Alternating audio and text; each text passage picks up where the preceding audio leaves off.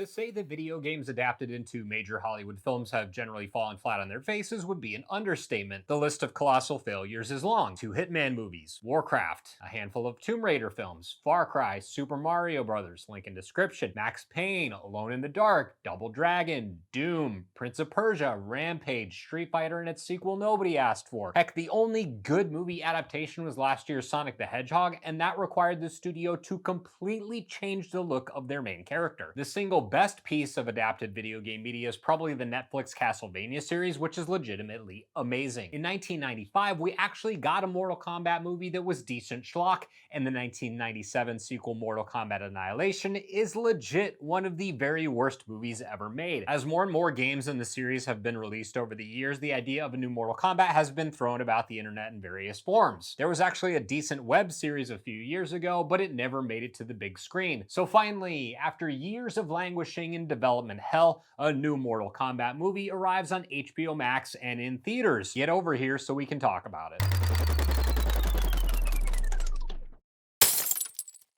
Thank you so much for checking out the review. Before we get started, click on that red subscribe button and the notification bell. That way you know whenever I post a new piece of content. Apart from some basic story details, this will be a spoiler-free review. First-time director Simon McQuoid had the odds stacked against him. In addition to the sad, sorry history of video game adaptations, the Mortal Kombat games aren't exactly known for subtle storytelling. As production values have improved, gamer expectations have grown, and fighting systems have developed over the years, the storytelling of the series has remained largely the same. Some big bad guy wants to do things that involve taking over Earthrealm, which, let's be honest here, is just Earth, and the good guys have to stop him. It's basically a series of absurd cutscenes designed to make sure that people are constantly standing across from each other and then making the decision to throw hands. Despite your opponents being shot, stabbed, blown up, punched, kicked, body slammed, pile drived, and torn asunder, nearly every fight ends with the characters going their separate ways and allowing the story to proceed. Being how this is both optically dumb and physically impossible, it doesn't exactly set up what we call good storytelling. If you're not familiar with the games, it's basically like this. Two bad guys and two good guys walk into a room. The good guys look at each other, good guy A says, "I'm going to fight bad guy X,"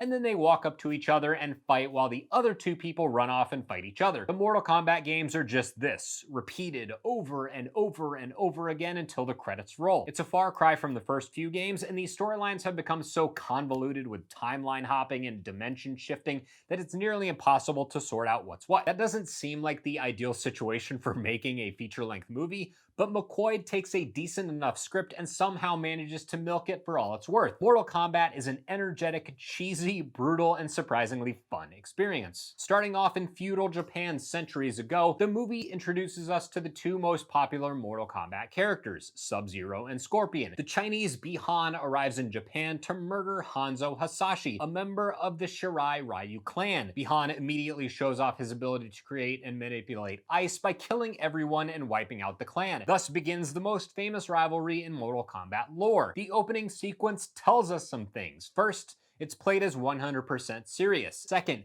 it sets up Sub-Zero as a legitimately terrifying villain. Third, it starts things off on the right foot by actually giving us something to care about. Fast forward a few centuries, and the movie makes its second great decision. Washed-up MMA fighter Cole Young is introduced as the main character that the story will follow, while Louis Tan gives a relatively mediocre performance. Giving us some regular Joe off the street is a smart move. It anchors the entire narrative around a singular person, and since that person isn't a well-known character, it allows the audience to learn and grow alongside them. If the movie had just followed Scorpion's quest for revenge or the story about Jax losing his arms, it would have been okay, but we already know those stories, so showing us something new is what ultimately starts Mortal Kombat out on the right foot. While Tan clearly needs to work on his acting chops, he provides just enough of a presence to make us care about him and his family. Another big challenge the movie had coming in is this. You have so many characters in this series, how do you pare it all down to something manageable? This is something that Mortal Kombat gets mostly right. We get to see characters from the original game like Sonya, Raiden, and Goro,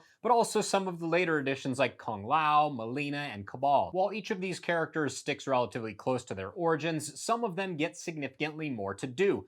The relationship between Kano and Sonya dominates much of the runtime, while Shang Tsung talks a lot but doesn't really do all that much. Oversaturation could have been the film's downfall, but everything turns out mostly okay. The performances here are a mixed bag, but there are definitely some standouts. Joe Taslim's Sub-Zero is the star of the show, and his villainous cryomancer is terrifying from the very start. He's essentially this universe's version of the Terminator, and I found myself constantly wondering how they were going to kill this guy. You might recognize Taslim from The Raid, link in description, and he's far and away my favorite part of Mortal Kombat. Japanese actor Hiroyuki Sanada's Scorpion is awesome too. You would recognize him from The Wolverine, Avengers Endgame, Speed Racer, and The Last Samurai. Scorpion's introduction as a sympathetic character does wonders for grounding the story, and he gives a performance that's anything but phoned in. While the film takes itself as seriously as possible, Josh Lawson's Kano brings a heavy helping of sarcasm to the role of glorified comic relief. While some of the jokes fell flat, the vast majority of his interactions made me laugh to varying degrees. A bit of levity is always appreciated. So the big question, how is the fighting? Actually, it's pretty awesome. After the fantastic opening establishes the stakes,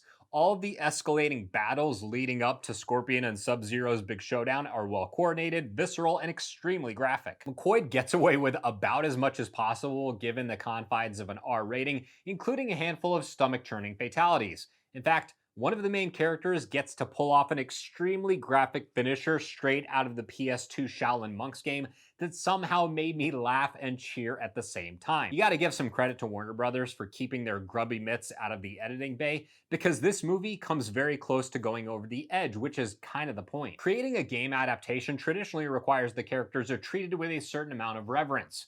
Fortunately, the filmmakers here are ready and willing to kill off popular fighters in the name of the greater story. Both heroes and villains meet gruesome ends, a decision that seems to vary greatly from the source material because the game universe has a habit of bringing dead characters back. It'll be interesting to see how future Mortal Kombat sequels handle this creative choice. The movie's also loaded with references to other characters and locations. This is all well and good, but the characters have this strange pattern of just kind of speaking quotes from the games, and with one major exception, this all feels very forced. The one time it works, it really works, but the rest of the time, I just rolled my eyes. Mortal Kombat is a textbook example of a movie that should be an unmitigated disaster, turning out to be more than fine. I enjoyed Mortal Kombat way more than I should have, and there's enough here to make longtime fans of the games happy. Kudos to the filmmakers for surrounding a decent story with crowd-pleasing moments and not just throwing everything at the screen to see what sticks. Thank you so much for watching. If you found the review helpful, please consider subscribing. You can also smash the like button and share the video since that tells YouTube it's worth promoting. Go down in the comments, tell me what you thought of Mortal Kombat. I'm really interested to hear what people think about potential sequels, what are they going to do next, and I'll see you next Wednesday at 9 a.m.